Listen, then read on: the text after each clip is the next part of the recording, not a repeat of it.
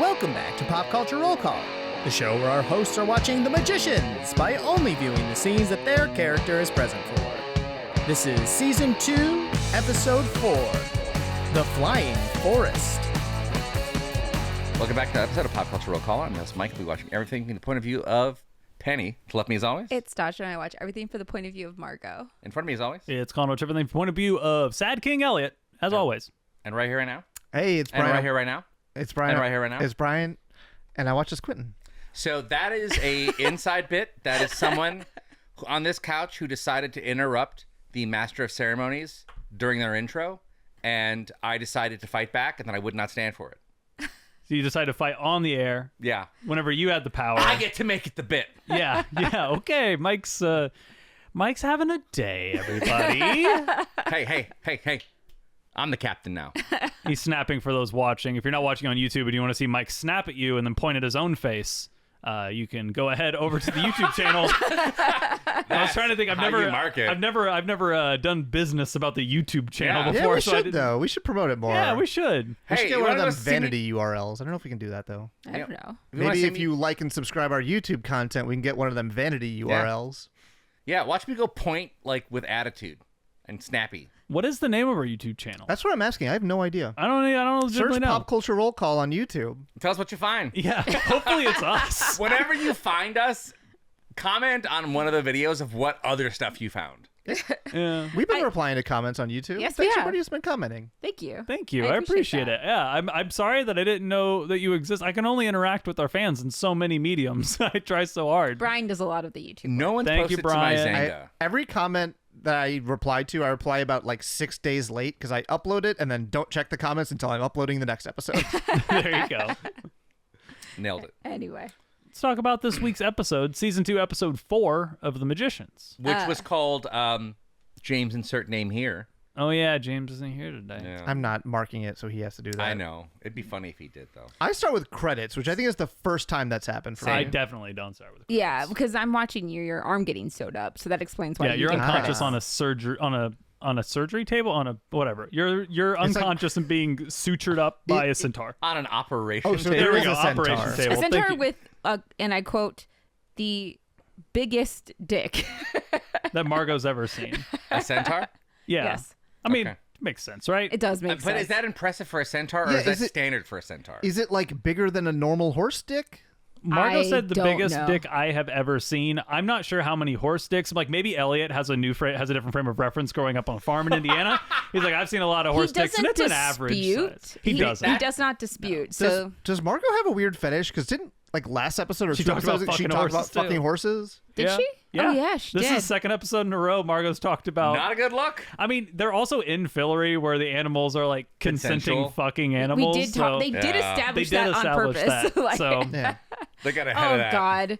it's Oh my no. yeah. This I'm is not gonna, inevitable, I'm I not gonna feel. say I would love it, but I would hate it a lot less than a lot of things I've seen in my life. PSA, don't fuck a horse. Yeah, No, PSA, yeah, don't no, fuck no. horses. Yeah. We're talking about Yeah. clearly magical horses that can give consent. Okay. Yeah, if this is an option, always vote nay. Anyway, so We're thinking a couple times about horses. Yeah, Margot, and that's when Margot has like a letter with a Q on it. Do you know what that letter is? I think it's for Quentin. Yes. Okay, but like what? Like why do I you? was like, what is Q stand? Wow, Wow, like, how what- do you not know what it is? You wrote it, Elliot. Did I? You wrote me a Apparently. letter. Oh, I did. Yeah. Oh, so you must like it must have been like we came here to give it, and it's like an off-camera thing. I didn't you, write it. you leave before I wake up, and so you left a letter for me for when I do wake up. Got it. Okay. Probably because we don't know exactly when that might be. For sure. Okay, Yeah. that all makes sense. But it's time to go rule the kingdom. We can't stick around and wait for Quentin to get out of surgery. Yep. So we're gonna go do some actual ruling from the High King and the High Queen.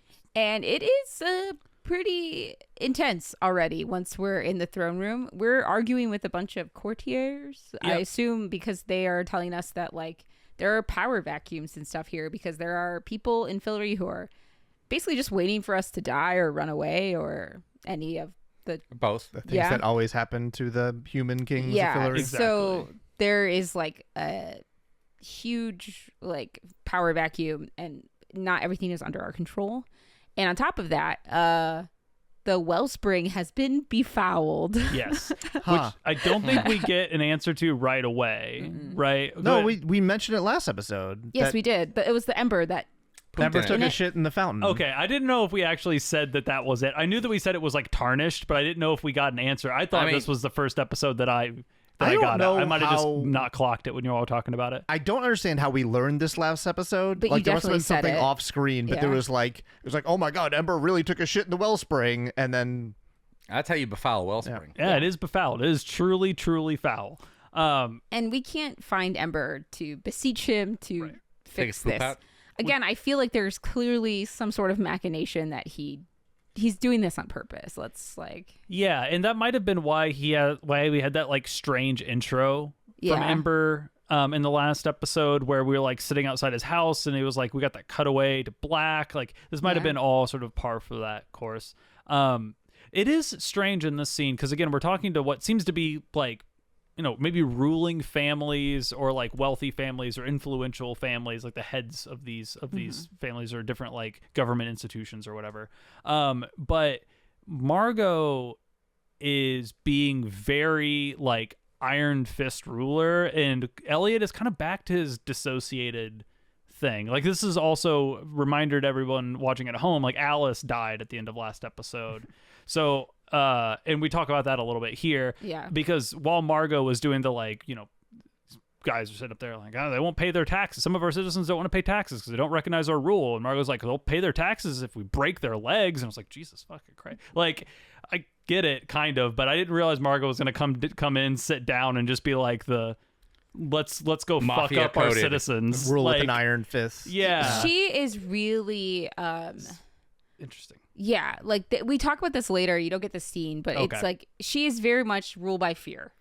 That is because she feels forced into this corner to do so. Nobody's paying their taxes. The courtiers won't listen. They're just like making up stuff. And then on top of it, I get mad at you too. Yeah. Because you're acting dumb because you want to build a monument to our fallen queen. Yeah. Which causes me to tell everybody else in the room to get the fuck out.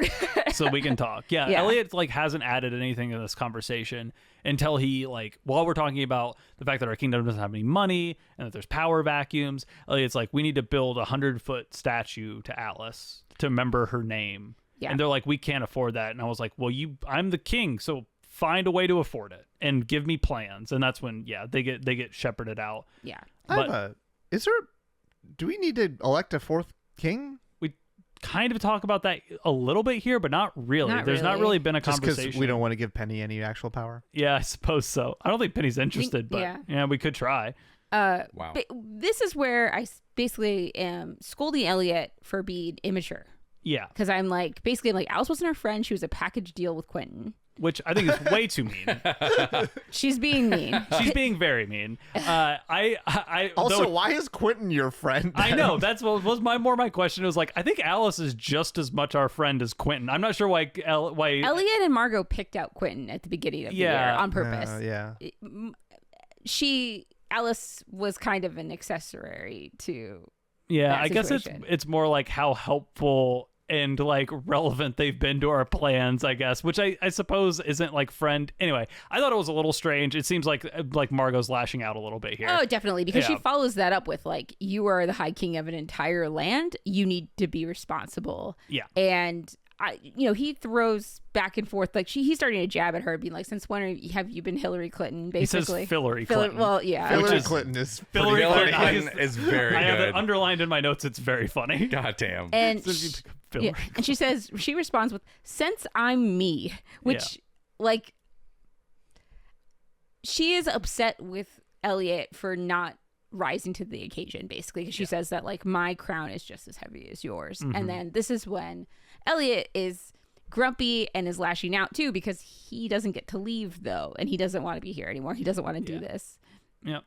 I have an idea. I have a loophole that maybe could solve this problem. And I take out the button to go.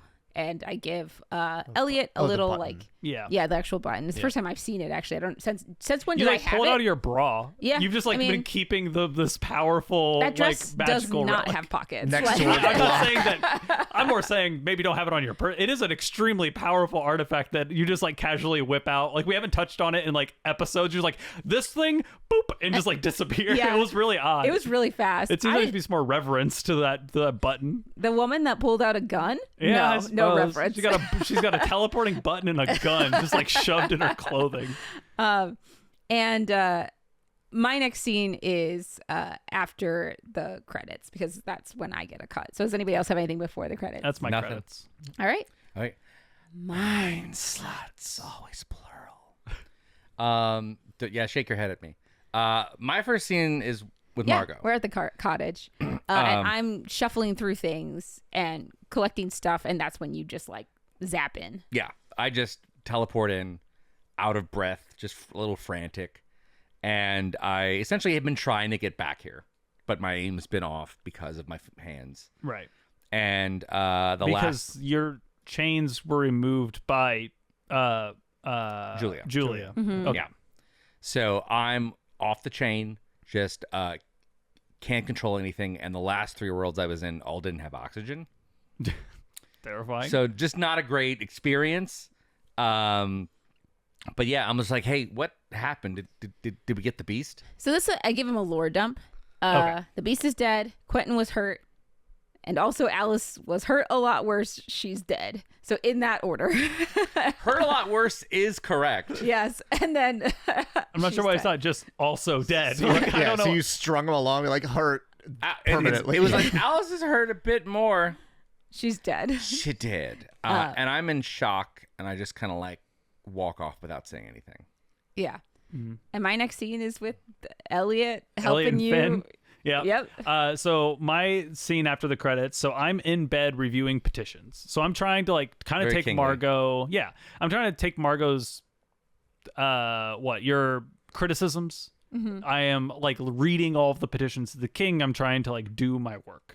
And Finn kind of like comes in sheepishly. She's not like sheepishly, I guess. Like she's not immediately like overly friendly or whatever. She just kind of like walks in like, what are you doing? Like, what's going on? I was like, people need to stop having requests of me as the king because this is getting to be too much. And it's just like a pile of papers laying in the bed.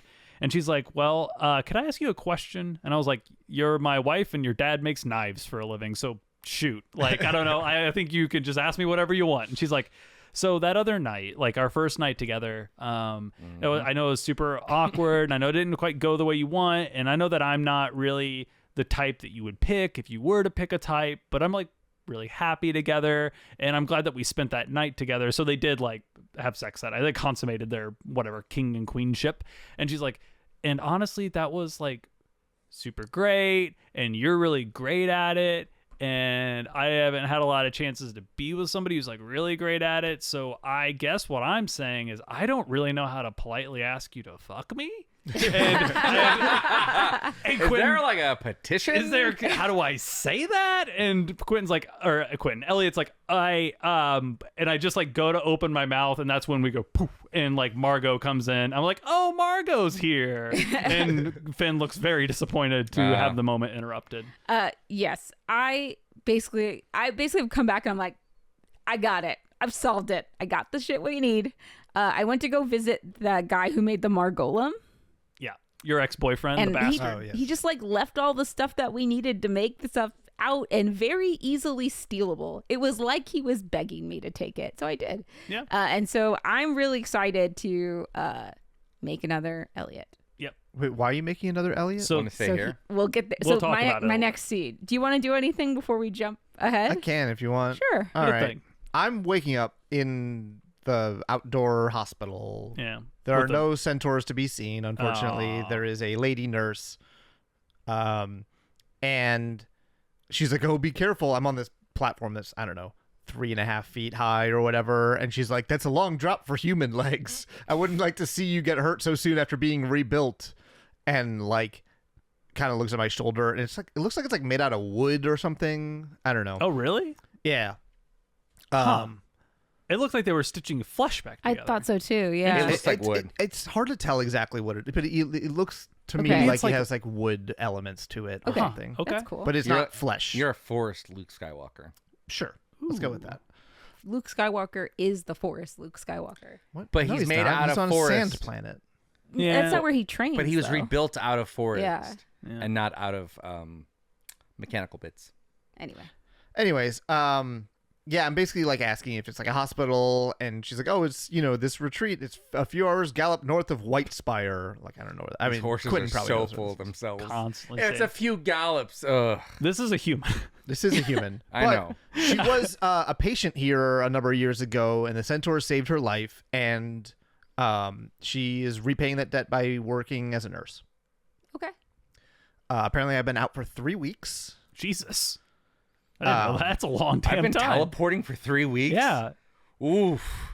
And she says, "Oh, your friends had to leave, but they left this for you, and it's a note in a box, basically, talking about starting physical therapy in the morning." And then I kind of look over, and there's a mural of a centaur like stomping on a dude while stabbing him with a spear, and I'm like, Quentin doesn't say anything about it. He just kind of like glances and doesn't think anything of it or whatever. But that's a wild mural to have in a place of healing. Yeah. Yeah. Just a murderous rampage from a half man, half horse. Yeah, it's just like, hey, remember, we can put you back in here if you act up. It'd be like in a hospital, in like the operation room is a photo of a doctor and a nurse just stabbing people with Exactly. It's like, is that a threat? Yeah. Be a good patient. And so I read the letter, and the letter's from Elliot, and it says, "We buried Alice today in the gardens where she will always be close by. We left a box of her things if you ever wake up. Please wake up. Your benevolent overlord, High King Elliot." Benevolent overlord hiking Elliot. I like it. And this is when Penny shows up. So I walk up and I see you looking rather sad and morose. Yeah, and you're like hiding your hand. You like have your hands tucked under your arms, basically. Yeah, and he very much doesn't know what to say.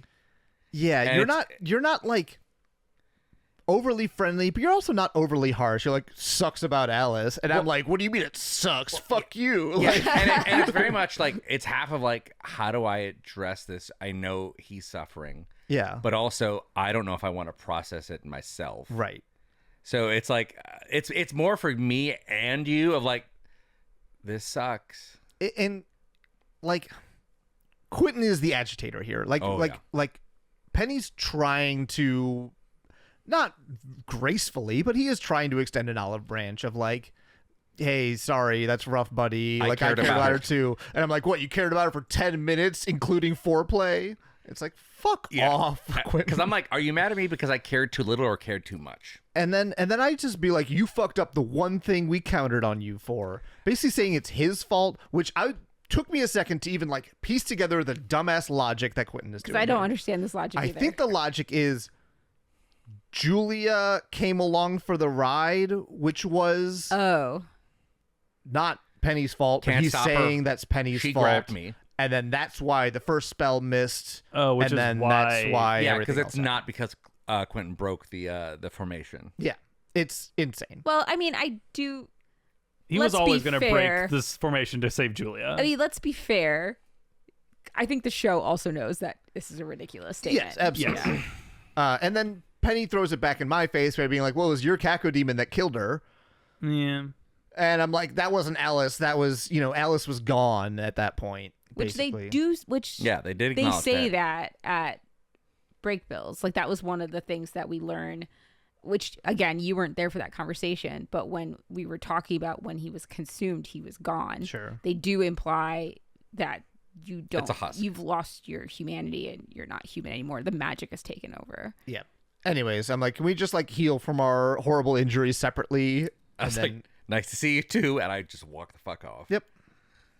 Trying to be nice. This is what gets me.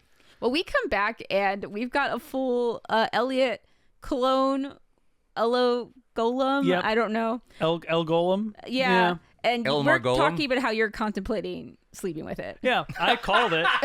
Did I not call it? You did call I'm the it. most likely person to literally fuck myself. We Yes. talked about it in the books. We talked about it in the wrap up. And Consent feels weird there. Margot said, or Margot's like, but Elliot kind of addresses this because Margot says like, you're thinking about fucking yourself, aren't you? And I was like, I don't consider it fucking. I consider it AP masturbation.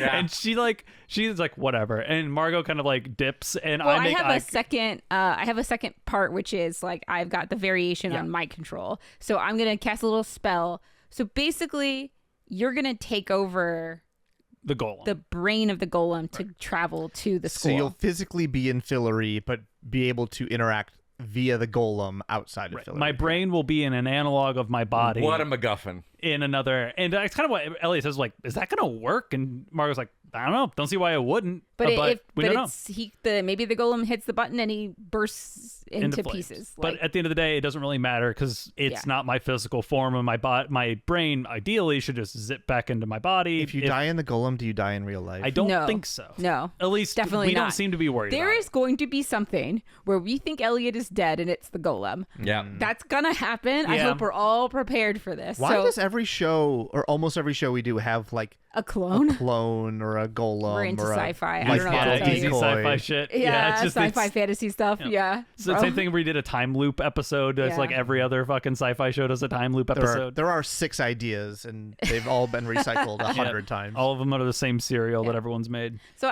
this is when I dip. So I don't know if you have any scenes with your golem. No, I don't. We give the thing, unless something goes wrong, and then my next scene is Elliot golem in golem body stepping into a massive party at the physical kids cottage. Same. Yep. Yeah. So we're rocking in. I would say we're rocking in there. It was a misstep, but the party is rocking. Yeah. We do open up the door, and people are just like, what? Todd. And the music is blaring, and people are drinking and dancing. And Todd, the guy who went to Ibiza did he actually go with you to Ibiza? Remember, you backed out and you gave him the instructions. Because okay. This is so funny. Yeah. So Todd is like getting lifted up, celebrated, and I'm like, what the fuck is Todd? Why are they celebrating Todd? And then Todd sees me from across the room, and he comes over. He's like, hey guys, what's going on? I thought you were dead, so I threw a rager to remember you. And Elliot's like, well, first off, you called it a rager, and I'll never forgive you for that. Second off, is that my vest?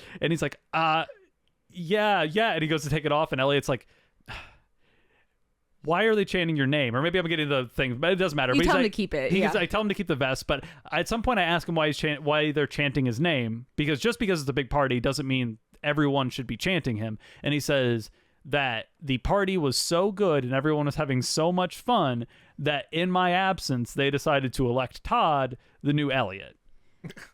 And so Todd is now risen to Elliot's old station of prominence and import, and Elliot's like, I have to go. And he just leaves the situation. And Margot doesn't follow him, so I'm not sure what you do. At first, but my next scene is basically just following you after, which is I probably give it a second because I said, no killing Todd. Yeah, but no killing Todd. But I follow you, and you're talking about a new plan about giving up on Fillory and dedicate your life to destroying Todd. Yeah. your kingdom is being usurped. and you tell me you have an actual kingdom. And I was like, that is that. This is about more than that. This is about Todd. This is about more than Fillory. Some things are more important than saving an entire world, which is quite funny. What is with Todds? I don't know. I feel like Todd is TV writer's shortcut to being this guy sucks, so we're going to name him Todd. But Todd actually kind of rules. Does he? Because Elliot hates him Elliot hates him because he's jealous. That's nothing. Yeah, to do it's with all Todd. jealous. Is this the first cool Todd then? No, I liked when he went to Ibiza with Margot. Right. Is he the first cool Todd in television history? No, Todd and BoJack. Yeah, it doesn't start That's cool. good, Todd. Ends cool. Yeah, ends cool. Yeah. Ends cool. I will say that Margot picks up on this and she says, I'm going to go out on a limb here and say it's not about Todd. And Elliot kind of scoffs and goes, yeah, no shit. And I just walk away. We're both under the impression, we both know this isn't about Todd.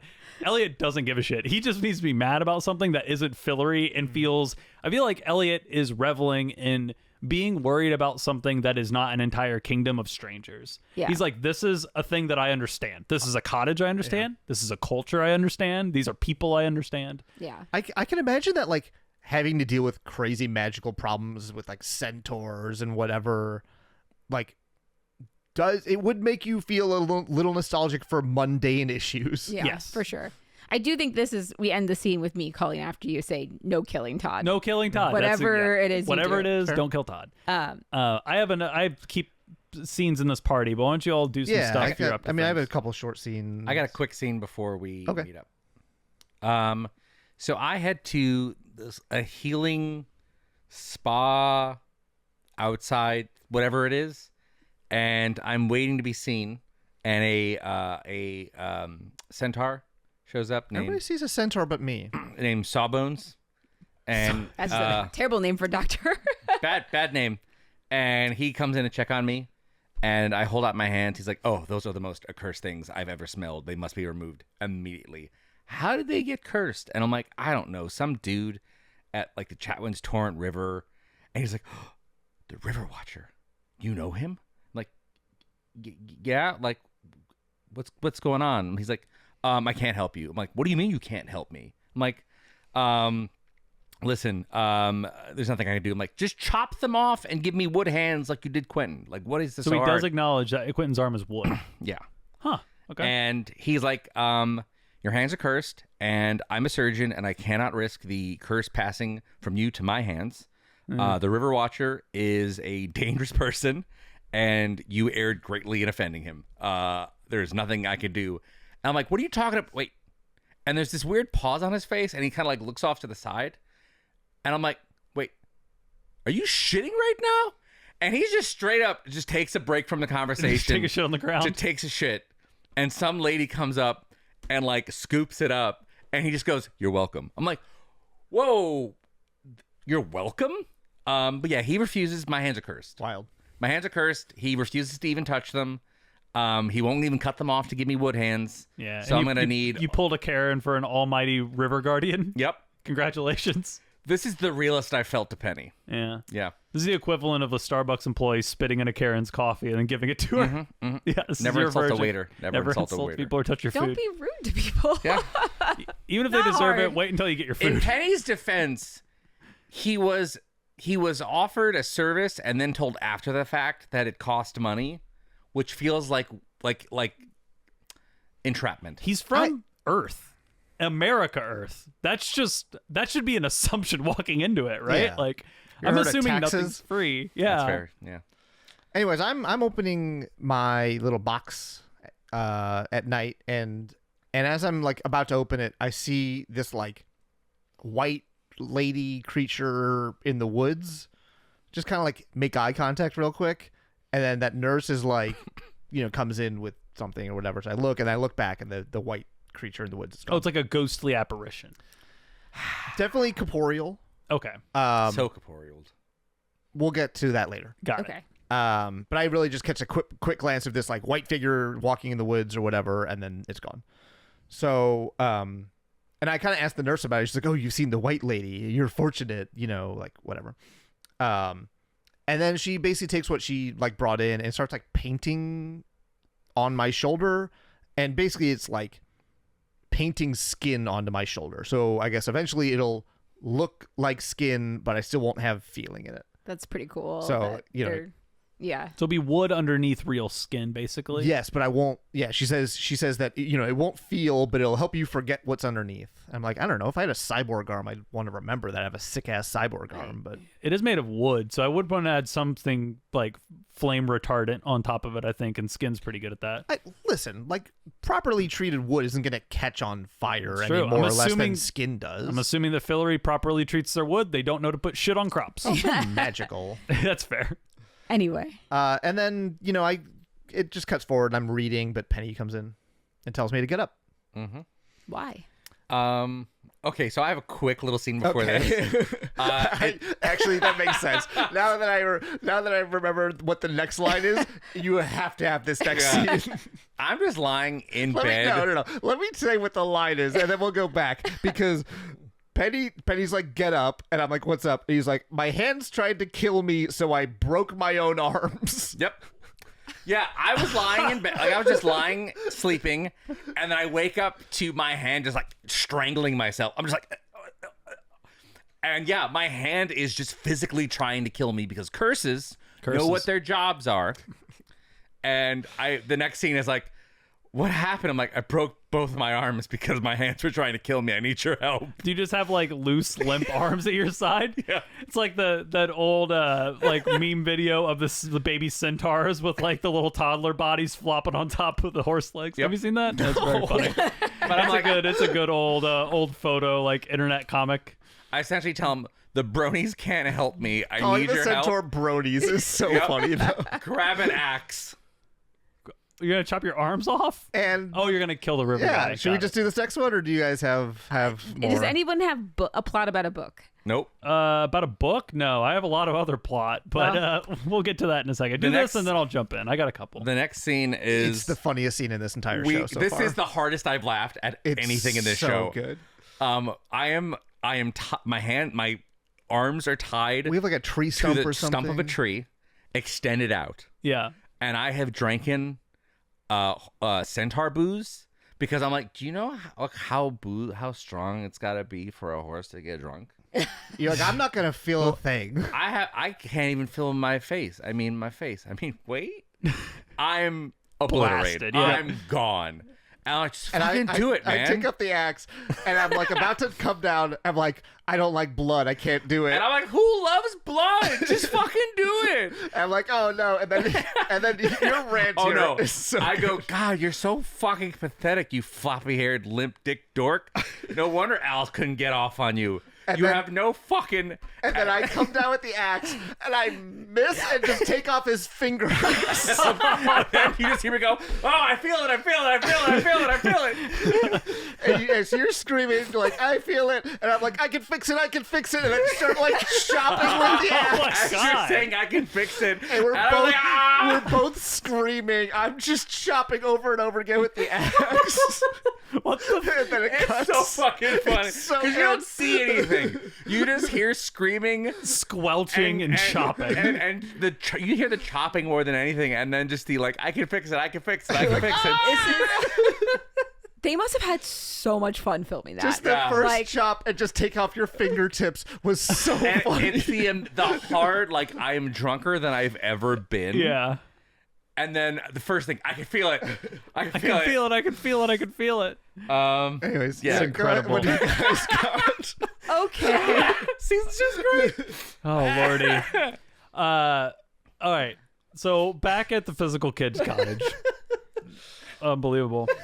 So Elliot is back at his station making a drink angrily. You know, he's at his cocktail stand. He's just like chopping herbs and just like looks pissed off. And the camera's kind of like choppy, and it's very clear he is. That fucked with me so good. I don't know if we would have For the audio listeners, my sister's dog just came downstairs, but Colin had no idea there was a dog, another dog in the house. And so a strange dog just comes in, and Colin's like, "What the fuck?" It was black kinda like- strange dog. It was kind of like you being home in the middle of a robbery. Yeah. Like, there's someone burgling you and not realizing you were home. Like, what are we going to do about this? We're all 100% leaving it. Yeah, we all listen. That had That was very funny. such night terror energy of like I thought I was doing something mundane and then something completely unexpected and large. My dog for a second. So I had was your dog 45 too? thoughts, and then it wasn't my dog. I'm like, I am more confused than when I started. I mean, Oh, this shit. is how we drive people to the YouTube version of the podcast. Yeah. If you want to This is a see hard the pitch. dog scare the shit out of me, it's gonna be my first time watching the YouTube video. I have to see how I looked. All right, I know how I felt. Someone cue up the clown, because that's going to be the next YouTube bit. Oh God. Oh, Lordy. so funny. Okay, let me get back to it. Angrily, Jesus Christ, that was surreal. So angrily chopping herbs, and this random sexy dude, obviously it's an Elliot scene, right? Comes over, grabs like a pitcher, and goes to pour it in a cup. And I was like, "Hey, don't!" And he's like, "What?" And I was like, "Todd made that. It's vile, I'm sure. Drink this." And I like hand him a cocktail, and the guy like takes a sip of it. And he's like, "It's pretty damn good." And I was like, "Yeah, my Don't plan. cheat on your wife. Give me a second. Wait, I mean, no, I'm not going to cheat on my give you wife. a second. Yeah, that's sorry. It is what it is. Welcome to King Elliot. He's a hedonist. He He's loves orgies. crashing out. He's been trying to run away from Fillory. I'll talk about the Yeah. fact that I'm bummed that it went from crash out to recovery back to crash out, but you do fall off wagons. That happens. Who knows? I'm not mad about it. It's just disappointing. But I guess that's why people falling off wagons is disappointing. So Alice say love you. dying could absolutely be a trigger for you. It's a great trigger. Yeah, because an unexpected death of a friend or a loved one is what initially. Pretty spiraled. sure we were just saying she was an acquaintance. Margot said that. Yes. Elliot did not. Yeah.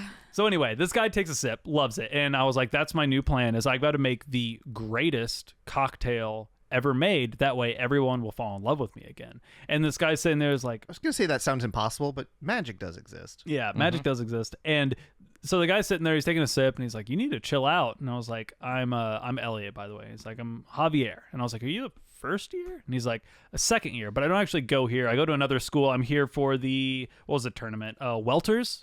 So there is other schools. We Yes. were wondering about this. Okay. He's just here for the weekend. Is We got the his Big school 16. also run by depression? That I can't tell you. Okay. How sad did he look? He did not look sad. He looked hot and happy. Is mainly That looked is an medicated. improvement. Yeah. Maybe he goes to the sex school. Maybe. he Do seems they to have be tattoos? decent at it. I don't think so. He's mainly under the bed sheets most of the time I see him, or clothes. Yeah, c'est la vie.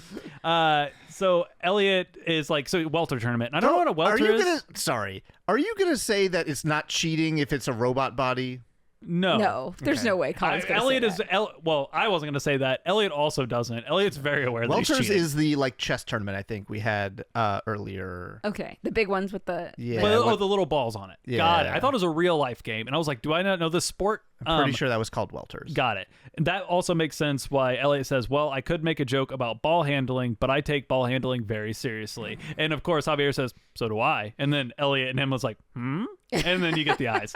And I was like, well, Javier, I appreciate it, but I have to dedicate myself to making this amazing drink. So, and he's like, I don't know. I still think you need to relax. And I was like, Javier, listen, I'm married to a woman.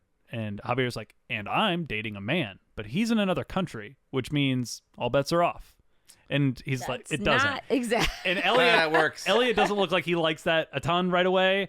And he was like, so where's your wife? And Elliot's like, she's technically on another planet. And Javier's like, oh, that definitely doesn't count. And then we get a cut.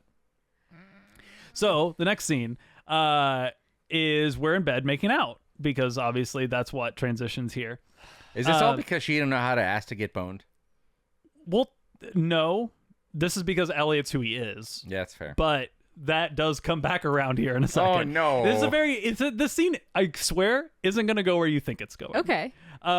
It doesn't make it a better thing that Elliot's doing, but it doesn't go where you think it's going. So I'm in bed, we're making out, right? He goes down under the covers, giving a little fellatio action. Elliot's enjoying it, having a good time.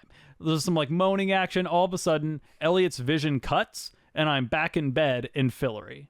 That's right, because Margot told you actually would not be able to do this. Yeah, Yes. you wouldn't be able to do this. Yeah. Wouldn't be able to do what? Have sex with anybody else. It's serious, that she was dead serious. When they talk about the marriage. In Fillory, you can't. Fillory. He can't leave cheat. and he can't cheat. Physically unable to cheat. Margot says that prevents him. very specifically. Yeah. Like the magic The spell magic that binds of- him to Correct. Fillory. Right. To his marriage. Yes. Of the crown. But okay. However sure. that works. The rules of that are very weird. So you can't leave unless you're with a robot body.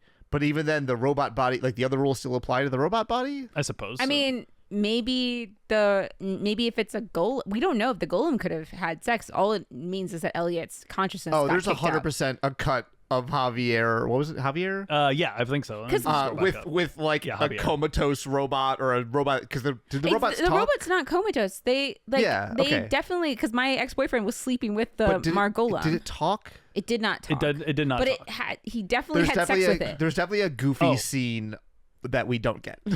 We'll get the goofy scene. Oh, okay. Because the magic here seems to be, again, we're playing with maybe rules, or we're maybe playing the game in a way that when the spell was initially created, we're not playing by that same set of rules. So things are getting a little bit funky. Because while I'm having a conversation with now Finn, who's in bed back in Fillory, I keep on cutting back to being in bed with Javier. Oh. And when I'm cutting back, you can tell that Elliot's went golem mode. I freeze up, my brain goes back. Golem. I go big golem mode. And it's a little confusing because as I'm talking, it becomes clear that I am like saying things to Javier because he's like getting freaked out. He's like, "What's going on?" He's like, "I think I'm just gonna go," because I'm like I'm like, "What?" And I was like, "Finn," and he's like, "Finn," and I was or Fen or what? Sorry, Fen. And I was like, "Fen." He's like, "Fen," and he's like, "What?" He's like, "Are you okay?" And I was like, "Yeah, I definitely want to do this." And then it cuts back to Fen, and she's like, "You want to do what?" And Javier is like, he's like, "I just think I need to get out of here. Are you sure you're okay?" And Elliot tells Javier like, "Yeah, I definitely want to have sex with you right now." And then cuts back to Fen hearing like that. "I definitely want to have sex with you right now." And she's like, "Okay." And then she starts making out with me, and then Javier keeps making out with me, and the consciousness is flipping back and forth between Javier and Fen, both of them kissing. Javier is kissing Golem Elliot, and Fen is kissing Fillory Elliot. And then we both start, and then like Elliot kind of like is kind of reeling and trying to figure out what's happening here, and then they both start like, you know, getting a little more intimate, and they end up like kind of cycling up where they're doing the same things, and then, you know, they both turn around, and then Elliot proceeds to have sex with Javier in the Golem body at the same time and in the same rhythm as having sex with Fen in Fillory in his body. And he's sitting there having sex with both of them in two different bodies on two different planets and going, "This is really weird." This is the most overproduced three-way I've ever heard of. It is. You say most overproduced? Yeah, it's the Blade Runner 2049 three-way. Oh, wow. I don't Kind remember of. the Yeah. three-way in that one. What happened in that? It's Joy, the hologram, Yeah. and the just like a prostitute or whatever, and then the hologram lady is like on top of the like synced up her motion with the. Oh yeah. And then the hologram is projected into the thing. Yeah. The hologram's having sex. I do remember that now. But yeah, we don't really get a fallout from that. I think it was more just like a weird thing where it's like, yes, because I'm not like, I think it was saying you're cheating on your wife, we're zapping you back. But then once I started, like, all of my actions were to my wife, I was able to do them to Javier in the Golem body as well. Weird. As long as they were happening simultaneously. Uh-huh. And it seemed like the magic didn't know what to do. Right. And Elliot is just like got caught up in the drift and like just ended up leaning in. This man's too horny for the spell. He is. That's actually very funny. Yeah, too horny for magic. Wild. My next scene is in the dean's office, and I get a bunch of like, I don't know. It's a pretty big scene, and it's near the end of my my deal. So I'm not sure what you all I have a lot left. Okay. Yeah. Do some more things. So I'll jump back in. I'm talking to the nurse in the morning. I'm asking how Penny is. You lost a lot of blood, but you're gonna live. And yeah, maybe don't drink a lot of alcohol and then saw and chop bones off. Multiple. The plan was sound.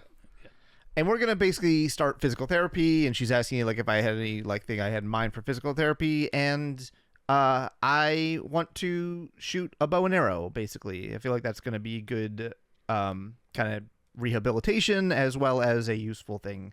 So The bow and arrow is not useful. Margot's already proved you just need the gun. well, it becomes more useful after I start this and Penny shows up. Yep. Oh. Because I show up and I just call you out for being trash. Yep, because I'm missing horribly. Yeah. And it's like, you know, ever since the Beast, since I was a kid, the Beast has whispered in my ear, and so he's dead, and I thought it'd be more quiet. And now I just got to hear you just missing shots constantly. So can I have some sort of peace? I essentially allude to a text from a spell that's supposedly going to make you aim better. Yeah, makes like arrows fly straight, basically. And you tell me, can you show me? And I'm like, if I had hands right now, do you know what I'd be doing with them right now? I start describing. Yeah, and you're using very like technical language, be like, oh, take, you know, whatever. Like the way a magic spell would be described in a book, like, you know, like, oh, you know, move this finger this way, move this finger this way, or whatever. And I like basically just do it. Like I fumble a little bit with kind of the exact motions. You're like, no, not that way, idiot. Like whatever. But then I get it, and yeah, arrow hits the bullseye, and you're like, thank me by shutting up. Yep. And I say, I basically start telling about the White Lady. So the White Lady is one of 7 questing creatures of Fillory, and if you catch them, they have to give you a wish. Oh, so we're doing like Leprechaun Into the Rainbow kind of Basically, stuff. yeah. I would not be surprised if a leprechaun is one of the 7, Probably. you know, the 6 other creatures. But so we're gonna go hunt the White Lady, and To bring Alice back to life? well, so Or does she have yes, genie restrictions? that's my And I'm gonna get my hands back. Okay. He's gonna, but like the line here is actually funny, so I do have to point it out. Penny is like, Let's go hunt the white lady. People like me get shot for saying that. There's a lot of me calling out white boy in this episode. But it's like, yeah, I can't say that. Yep. We don't do that. But then, yeah, so he's going to try to get his hands back with his wish. I'm going to try to bring Alice back with mine. You sure you're getting 2? There's 6 other creatures. We'll address that. Yeah, if it doesn't work, and we're going through the flying forest. That is important. The flying forest. What do your arms look like? Like just chopped beef? Just like stump. what do you have? There's bandages on where my hands used to be. You do see like the ends of your arms, and it just looks like like sewn up flesh because they did heal you as best they could. Whenever I heard multiple whacks on it, I was like, they're just mincemeat. Like, I was like, I don't know what you got going on. We're in a hospital though, so it's true. Hospital. The hospital. All right. Centorspital. Does anybody have anything with Julia? No. She's here. I didn't even know she's in this episode. Okay. That's not a good sound. Okay. This is after the party. The next day. Yeah. I'm in the physical kids cottage. I'm walking down the stairs, and Julia is there, and I basically come storming down the stairs, accusing her, saying, "How dare you be here? You really have some balls, honestly." After you jumped in and fucked everything up, and Alice died killing Martin, and Quentin was almost ripped in half. So I literally cannot believe you're standing here. They start getting into a fight. So Julia's argument is that if you had trusted her, both Reynard and the Beast would have been dead. A plan that she did not talk to anybody else about, or consult with us in any way, that maybe we would have agreed to it, but she did it, so whatever. And I tell her that Quentin should have left you in your hedge hole trading rim jobs for spells. So you held back. Is that the currency or? You held back? That was the. Oh shit! I opened up that chest. I got 4 rim jobs. I can afford my new spells. And she says, "Oh, you actually think you're better than me just because you go to this bullshit school?" And Margot says, "No, I just didn't get all my friends killed." And she says, "You don't have friends. You have people who are so afraid of you they'd rather be on your side. There's a difference." Which, to me, I'm gonna be honest, weak comeback. My personal opinion. I was just like, no, that's the same thing as having friends. The line between character and person is thin. And then Margot just says, "Well, you have no one, and you deserve no one." So you're going light. You're going little softballs. And then she comes back. Julia's got to work on her comeback. What is she doing here? Well, I'm about to tell you. Okay. She says, "I know you don't care because this doesn't affect your hair or your social life." Very weak. Weak. That is not what's happening here. But you'll lose your face. But since Reynard's alive, he's already killed 12 women, and this book might be my last chance at destroying him. Margot looks at her, kind of like sucks her teeth a little bit, walks over to the kitchen, brings the box over, and basically gives her the instructions on the book is blank, put yours in the box, and then the little baby book should be a decent Xerox of the original, and I leave. And my last scene is with Elliot. So it's like there's clearly something going on with Julia and her plot that we are not aware of at all.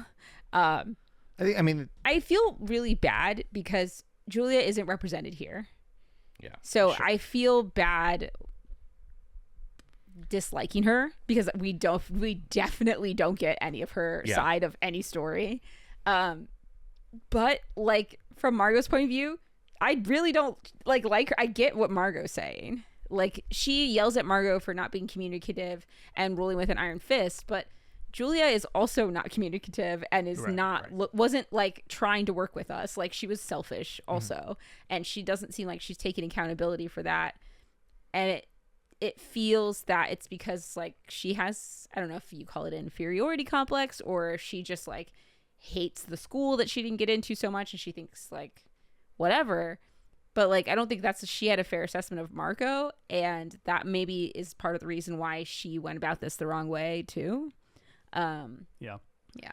I mean, we've not necessarily left the door open for her and her opinions, but she also has not done anything but at every single turn make it so that we shouldn't trust her necessarily. Like, our first introduction as a whole group is her almost killing Quentin. Yeah. Like, that's introduction number 1, and then she like left with the beast and then fucked up the plan to kill the beast again. Like, I get that she wants some grace, but you gotta give a little bit if you want a little bit. But we also have no reason to like try to stop her from, like, her goal here is a good one. Yeah. So like doing something that doesn't like hinder us, I'm fine with if it helps her. Right. Which it seems to be what Margot Exactly, is doing. yeah. Yeah. Like, here's a scan of the book. It is. So it seems like our new villain might just be Reynard this season. We traded the like child predator for like the sexual predator as our like main big bad. Different. There's a lot Yeah, of different predators we need to sexual kill. predator. Yeah. Yeah. Which, I guess if you're gonna follow up a child molester, you gotta swing another. He wasn't big a child molester. He was a child molestee. Oh, sure. Yes. Sorry. I always get the flip that we didn't have because it was Martin, Yeah, not the actual guy. it was not the actual guy. Sorry. Yeah. Yes. Never mind. Our actual villain was not the child molester. No. Whatever happened? Is he alive? Yeah, I was gonna say that just triggered in my brain because we found him in the jail and then we just let him go. He left with Victoria.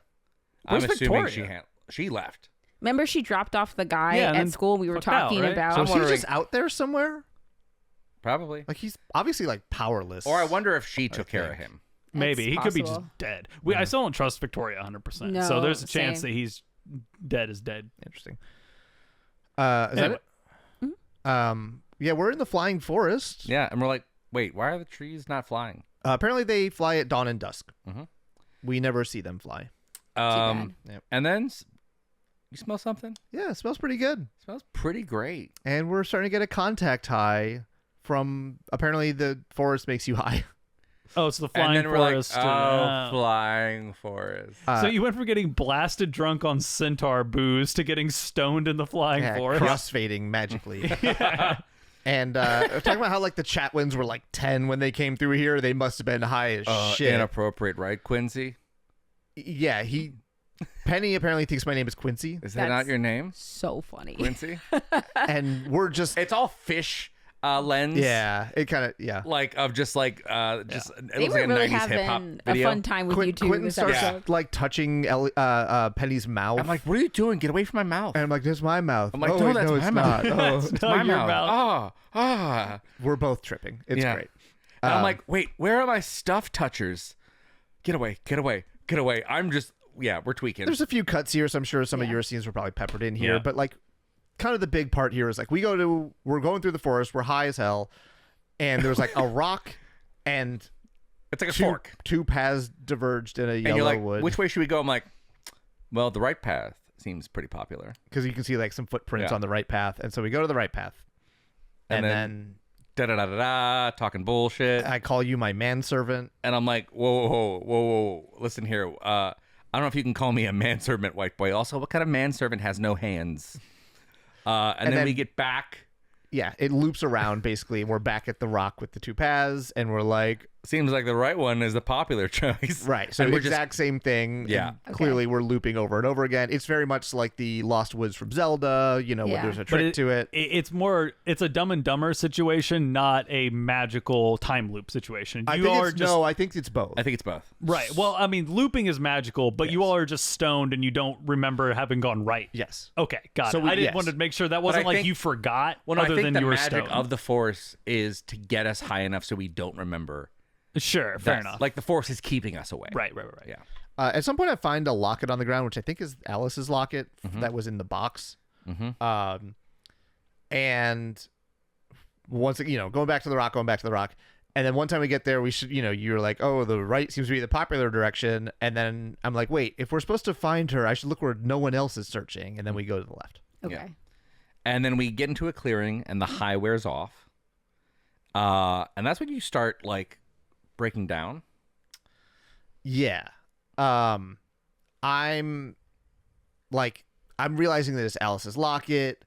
Penny's basically talking about how like he knows how I feel because there was a line, kind of throwaway line earlier I forgot to mention that like Penny was reading my thought. Like I have wards on my mind, so like people can't read my thoughts. I think we probably all do, but like they need to be re-upped. And at some point earlier, Penny read my thoughts, and so he knows how I feel about Alice, right? Yeah. And Penny here says, "You can't puss out right now. Think about Alice. She needs you, man. I need you." I've never heard a person in my life say puss more than Penny. It's very funny. It's wild. It's so funny. My next scene is a long one, but also the last one of the episode. Okay. Same. I have a long one and not the last one of the episode. So I'll do that. Do you have more? I'm with Elliot, so. Okay, yeah, it's after this scene. So I go into Dean's office. Not Cop Dean. Dean Cop. What's the actual Dean's name? Eyeball Cop. Eyeball Cop. Eyeball Dean. Eyeball Dean. Anyway. I can't remember. Henry? Henry? I'm trying to the pixie was the pixie. Yeah. Was all over this guy. I thought it was Henry. It starts with an H, I'm pretty sure. Yeah, it does sound right. Let's say Henry. Doesn't matter. Anyway, so we're sitting in his office, and Elliot seems like I went to him for advice or something. I seem completely confused and at a loss. I don't know what to do, and he's sort of sitting behind his desk, kind of coaching me or mentoring or just like giving his thoughts and opinions, right? It seems like the conversation's been going. We're kind of like cutting into the middle of it, and he's like, "So, the beast shat in the wellspring," and Elliot's like, "No, Ember shit in the wellspring," but I think he meant well by it, but I don't think he knew how toxic that would be to the wellspring, and the Dean's like, So a different god in Fillory shit in the wellspring, which polluted the wellspring, and that's why magic's failing on Earth. Key. Okay. Apparently, 1, magic is tied between Fillory and Earth, and 2, magic is not operating on Earth as expected, and he thinks it's because of the pollution of the wellspring by Ember. So we do get confirmation from him that something is going on here with magic. So Elliot, talking about this whole tragedy, when we're talking about the shit in the wellspring and the magic breaking, the Dean does have this kind of funny throwaway line where he's like, "So the god shit in the wellspring and magic's broken. Truly, comedy and tragedy can exist in the same thought," which I thought was pretty good. Elliot kind of like takes a deep shuddering breath and is like, I'm in over my head. I can't keep track of what world my body is in. And my sexually aggressive wife could wake me up at any moment, and I could just be zapped out of here, and I just need some help. So I think we were right in that the sex initiation will tie you back down, but the fact that it was happening in both bodies worked. It seems like Elliot has an idea of what happens with it. I don't, as the watcher, have any additional information. Sure. But it seems like Elliot knows why it happened. Anyway, so the Dean says, "Listen, Elliot, there are some teacher-student boundaries that I just don't cross." And he gets up like he's about to leave because I think he assumes Elliot's going to talk about his sex with his wife, and that's why he came to him in the office. Why would he think that's why? I have no idea. To be fair, he might have just been getting up to give the camera something to do, just blocking in the scene. Sure. But it kind of read as he's like, "Well, I'm not going to talk to you about fucking your wife, so you can leave." But we continue the conversation because that's not, and that's what Elliot says in the media is that's not what I'm here to talk to you about. But I just don't know what to do. And what I'm kind of getting at him here is I have this kingdom that I didn't ask for in Fillory, and I have this life back in Break Bills that's not what I originally thought it was going to be, and I assumed it was going to be one thing. I'm just kind of rambling at him, and he kind of stops me. He's like, "What did you think was going to happen when you dove headfirst into the portal to another world?" And it was he's like, what did you actually think was going to happen in that? And I was like, "Honestly, I thought I was going to die." And he's like, "Well, you didn't. And now you have 2 lives. And you can't just live 2 books. You have 2 lives. books, 2 lives. Yep. 2 chains. Yep. 2 chains, 2 lives, 2 chains. He says, "But now you do have 2 lives. And you cannot have both. It will tear you into 2 pieces. And you have to choose." It will tear him into 2 pieces. Yes. So assuming that's not just hyperbole or whatever, it seems to be that I do need to make a decision. I can't continue this golem / Fillory thing forever. I mean, isn't it clear that you don't make a decision? It has to be Fillory because you can't leave. Right? He has 2 books, so he does get torn eventually into 2. Yeah. Maybe. Do you think it's maybe the 2? I thought the 2 was more the like maybe the golem him is going to maintain being a thing. We don't really get a resolution to it. I would assume that sometime in the near future you like split your consciousness into 2. Oh, not in the golem sense, but in a new physical. No, into the like one half of you lives permanently as the golem and half of you permanently lives in Fillory. Got it. You're saying like more of like I don't get to take like it is literally half as like I have part of my body that does not exist. Or part of my mind that does not exist in Fillory exists on Earth. I think that would explain the 2 books thing. Same. Probably. Like we're more when we meet, we're not clones of each other. We're like kind of separate individuals. Yeah, separate individuals, separate strangers. Interesting. So yeah, he says I need to pick one, just one. And Elliot, he's like I can never leave Fillory, and I'm ill-equipped to be a king. And the dean he's set back down at this point. He's like, honestly, I'm not even equipped to run a university. And he's like, being an adult is about understanding your responsibilities. And a bunch of my students went out and they conquered another world. Do you have any idea like how that looks to me? Like I don't think he's trying to like make this all about himself, but he's like, you're running a kingdom and you feel completely unequipped for it. I get that. I'm sitting over here as a dean of a prestigious magical university, and a bunch of my students went to another planet and usurped power. He's like, as this sort of like, he calls out that there is an Earth privilege, and he's like, to the entire magical community, this reeks of corrupt Earth privilege. And he's like, I shouldn't have let that happen. Basically, like this is a smear on Earth. It's a smear on me. It's a smear on Breakbills. Like, he does not seem thrilled that one of his students, or 4 of his students, 3, are now ruling Fillory. It seems like he's like, that sucks for everybody. And you shouldn't have made that decision, especially without talking to anybody. But that doesn't make any sense because he knew we were going to fight the beast. And he's also been like, you need to be like independent people. Like he's so on about like, how this isn't like normal schools, and he's like, well, you should have asked your dean before you came king. Yeah. But he says the least you can do is you can rule it. You have the kingdom now. You shouldn't have had the kingdom, but you do have it. So what I'm going to do is I'm going to put the best minds that I have at my disposal at your disposal. Lawyers, you're going to have like civic engineers, scientists, like other magicians, like the whole host of support that I can give you as a dean of Breakbills is yours, but the responsibility of ruling Fillory is yours. Do you trust him? I do think in this scene, I think he's written as though it's trustworthy. If he was a less trustworthy character, this feels like a power grab. I would agree. I don't think that is here. It seems like he's legitimately... I do trust a couple things. One, I trust that he thought we were going to go fight the beast, and the fact that we ended up ruling, and the fact that he knows that Elliot's kind of like a fuckboy party boy guy, and he's like, this sucks for a lot of reasons. And I get the sense that the way that they wrote it is he has had like constant interdimensional Zoom calls with other like planets, being like, so you just went over you're just sent some like fucking ragtag team of students to go take over Fillory and then kill the beast and pollute the wellspring. Like, what the fuck is happening? Magic's collapsing. Your students are responsible. Like, and you don't know like what's happening. Like, what the fuck, man? Yeah. And so, but he's not like mad about it. He's just like disappointed. He's disappointed, but I think it's also why he wants to be involved. Is like, it's not that he can just say, good day, Elliot, like, go do your own thing. If Elliot fucks this up and the wellspring collapses and magic in Fillory ceases to exist, it seems like it has like catastrophic ramifications for all. This is not a student learning a lesson the hard way. No. This is magic on the line. Yeah, exactly. It could be a student learning a lesson on the hard way, but he's not willing to take the risk of just letting Elliot fail because failing, the school shuts down. The school, and maybe people die. Like magic shuts down, and like all of the systems that make like fall apart. Right. Anyway, my last scene is with Mario.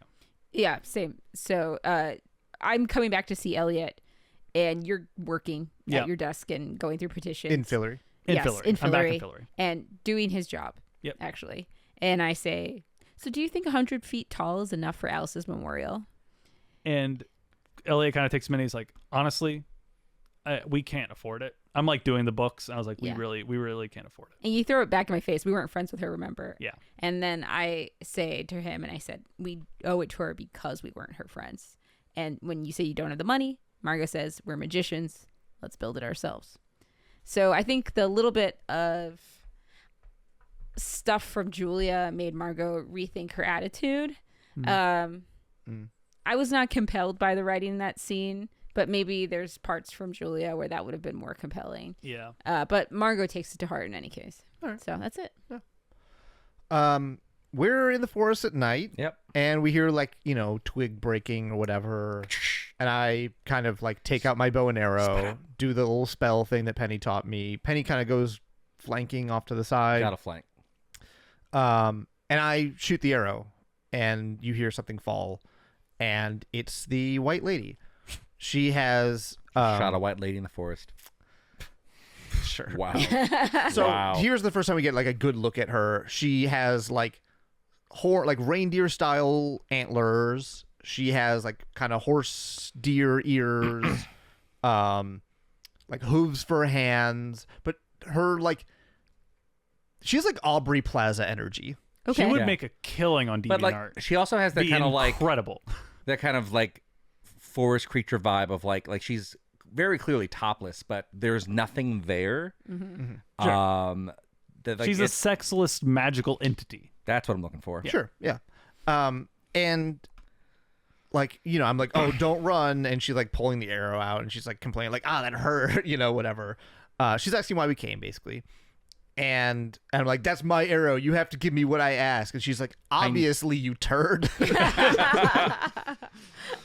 And then she's like, look at you. You've been rebuilt and so cleverly, So she's like familiar with the centaurs. She knocks on your arm and you hear the wood clank. Yep. And she's like, here's a riddle. How much do you have to lose before you're no longer yourself? She fucking Theseus you. A little bit, yeah. And also metaphorically. Yeah. And I'm basically just like not in the mood. And she's like, what is it, Quentin Coldwater, that you ache for? You have a crown and the power to reshape the very ether to your whim. What could you possibly want? And here's where we kind of reestablish that we each get one wish. And then another mutually agreeable wish.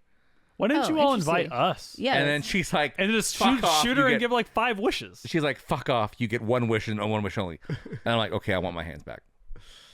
Thank you.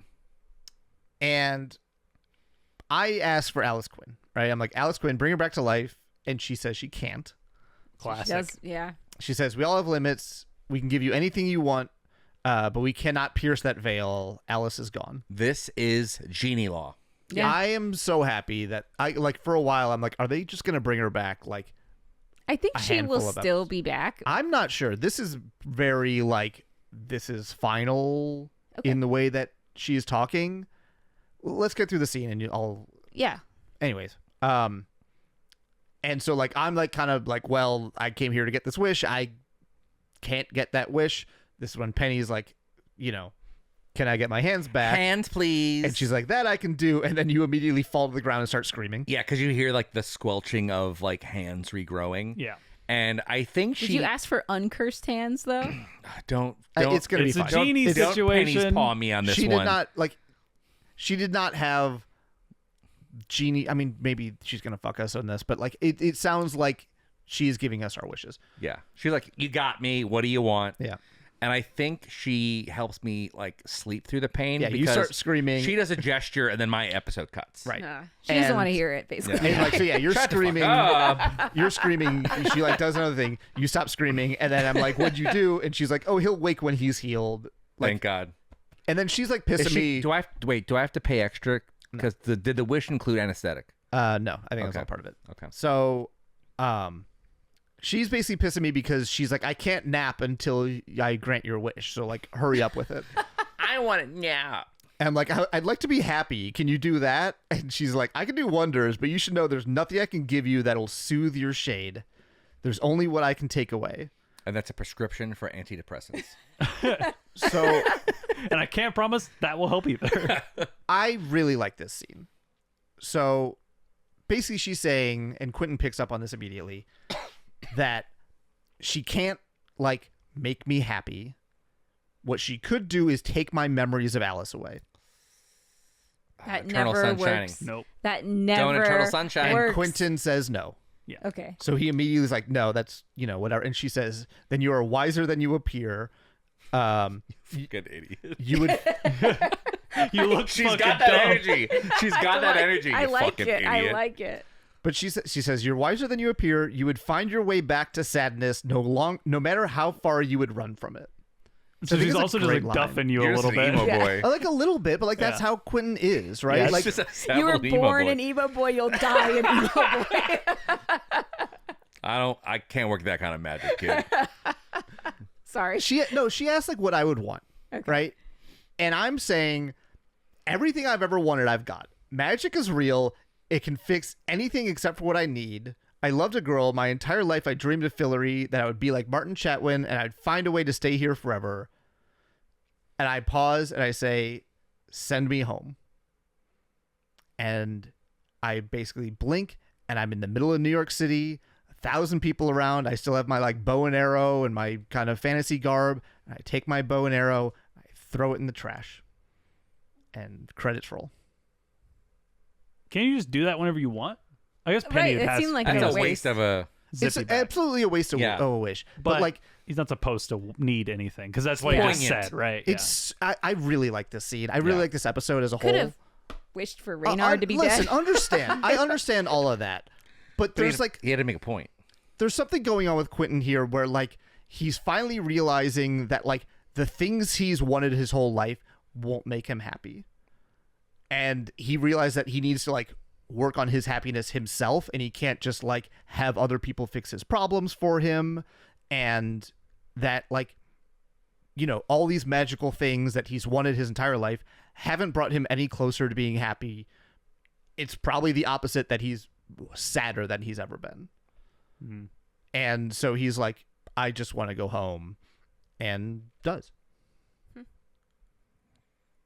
Maybe I understand why you would be pissed that he wasted a wish. I didn't think about that because the scene is so well done. I'm like, yeah of course he should wish me like, I'd like to be home with $1 million or whatever, right? Like, Is that a qualifier in there somewhere? wait, Or like, I wish that my dad's cancer would go away. understand? Yes, I get it. I don't know. But He's got 6 other creatures he can hunt tomorrow when But he he wakes up. also- Like, well, shit. I really didn't think that one through. Yeah, and he's like, I the get way the it. show works, he's going to be kicking himself. Like somebody's gonna make like a jab at him and or Margot, whatever. probably. Probably. But like, $1 million? he spent this whole quest basically being like, I'm gonna bring Alice back. I'm gonna bring Alice back. She's Yeah. like, can't do that. He's like, oh fuck. I want to go home. Oh shit, that was a bad wish. But I and get so wait, it. I'm just hanging out in the forest now with creature.